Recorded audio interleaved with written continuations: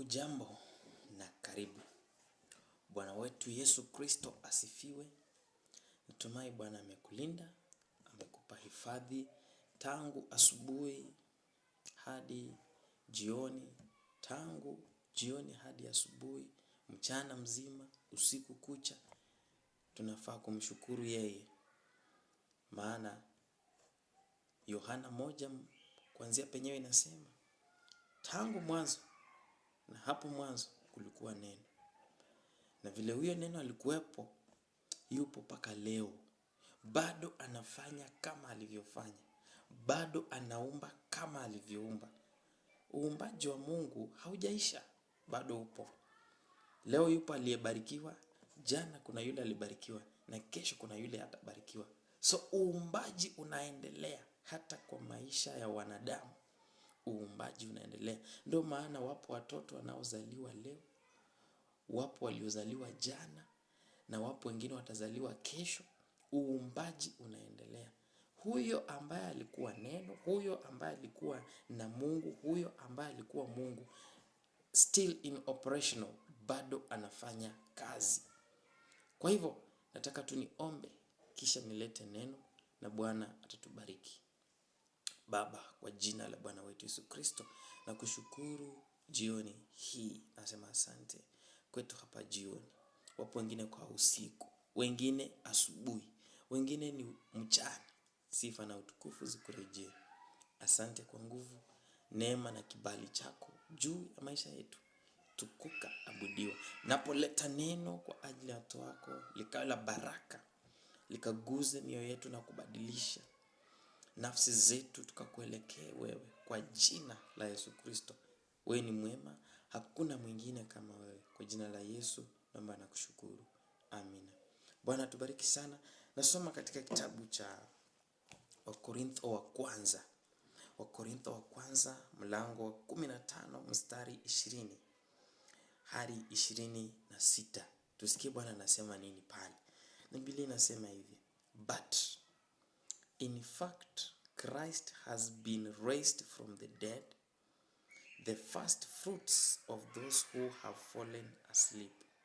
Kwa hivyo Bwana Kristo Yesu amefufuliwa kutoka wafu, akiwa tunda la kwanza la wote waliolala.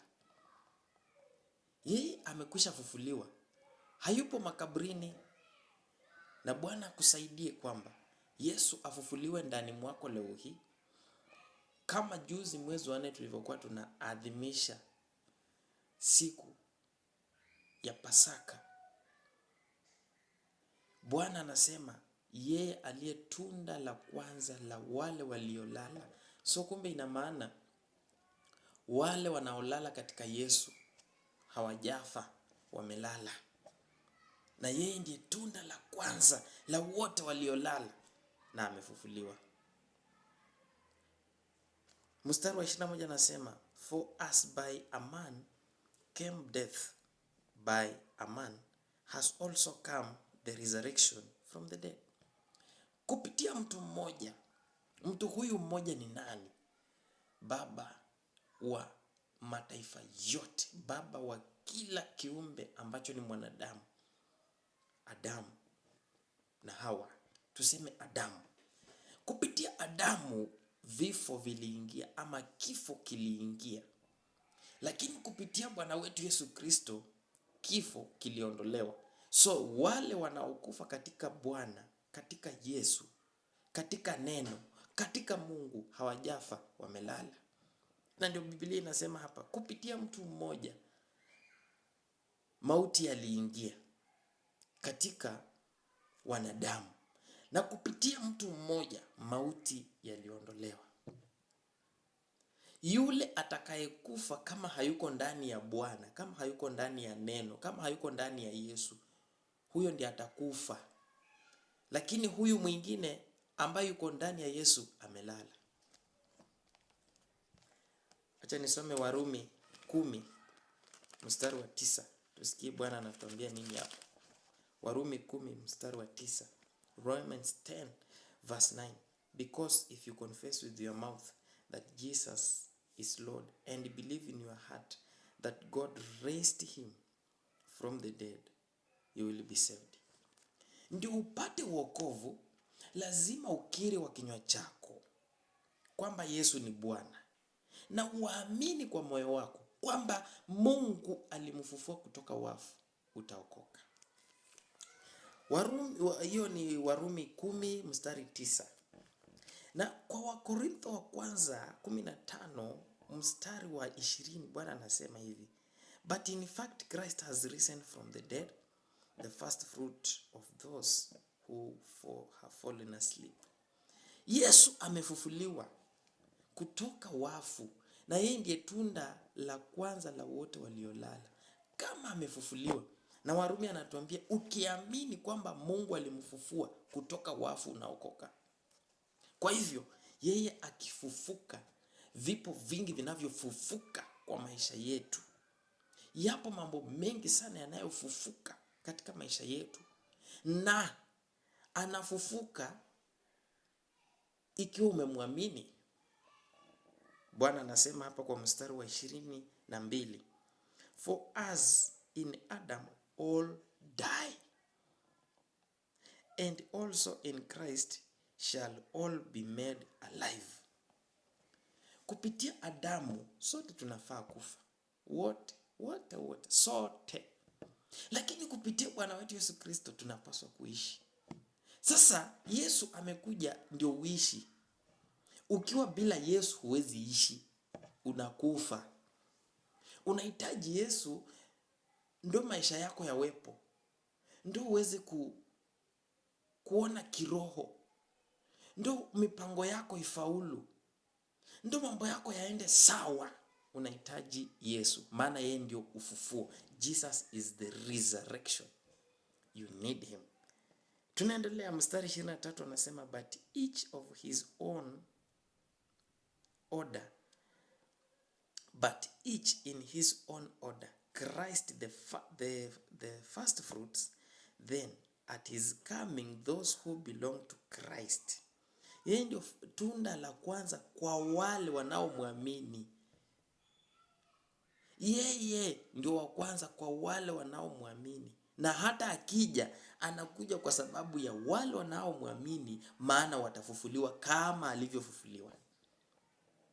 Ni hivi vitu vipi ambavyo unahitaji vifufuliwe ndani ya maisha yako? Mstari 24 anasema hivi: Then comes the end, when he delivers the kingdom of God the Father after destroying every rule and every authority and power. Itafika kiwango mahali ambapo mamlaka atakabidhi kwa babake, kwa sababu anasema amepewa uwezo na mamlaka mbinguni na duniani. Akija siku hiyo atakuja na nguvu hizo na ujira mkononi, kulipa kila mtu kadri ya matendo yake. Na anasema kwamba kabla hajarejesha utukufu, ufalme kwa Mungu, lazima awe ameharibu falme zote, mamlaka yote na nguvu zote. Atakuwa ameziharibu kila kitu. Adui, mstari 25, For he must reign until he puts all his enemies under his feet. Lazima atawale hadi awaweke adui zake wote chini ya nyayo za miguu yake, ama chini ya miguu yake. Hapa adui ni wengi. Naomba tu tusaidiane kuelewa hivi. Adui ni wengi. Adui umaskini, adui ni ugonjwa, adui ni kutofanikiwa mipango yako, adui ni mambo yanayotusonga maishani, name them. Iwe ni hali ya anga kuwa na mafuriko, ama kuwa na jua kali hadi ukame, ni adui. Ukosefu wa namna ya kusafiri, namna ya kuvaa, namna ya kula, ni adui. Lakini yupo adui huyu, sikia na kusomea mstari wa 26 ambao Bwana amezungumzia. The last enemy to be destroyed is death. Huyo ndio adui wa mwisho na ndio mkuu sana, atakaye haribiwa baada ya Yesu kurudi. Huyo ndio adui. Kama katika maisha yetu adui ni wengi.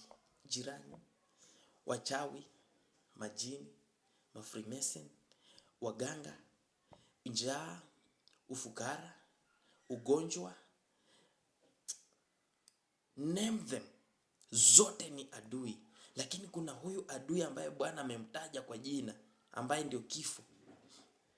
Huyu ataharibiwa akiwa wa mwisho, na akikwisha haribiwa hapata kuwa na kifo tena.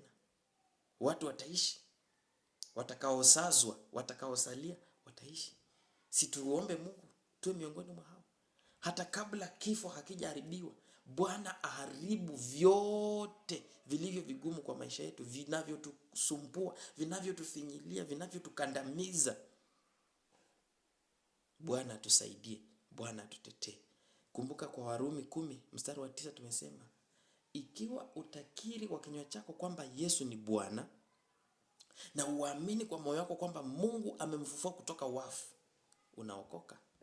Utaokoka kutokana na kifo, utaokoka kutokana na vita, utaokoka kutokana na magonjwa, maradhi, utaokoka kutokana na nguvu za giza, maroho za kuzimu, utaokoka kutokana na mambo yote, magonjwa yakiwemo, kwa jina la Yesu Kristo.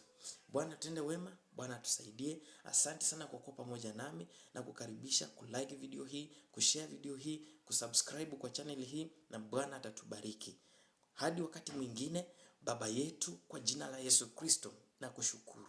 Nasema asante kwa nafasi na kipindi hiki ambacho umeturuhusu kuzungumza na watazamaji wenzangu. Nawaombea neema na kibali tunapofanya uamuzi wa kukuishia wewe, maana wewe ndio uhai wetu, wewe ndio kila kitu kwetu. Naomba neema na kibali chako katika jina la Yesu Kristo. Wabarikiwe wote, waonekanie kwa jina la Yesu. Naomba na kushukuru.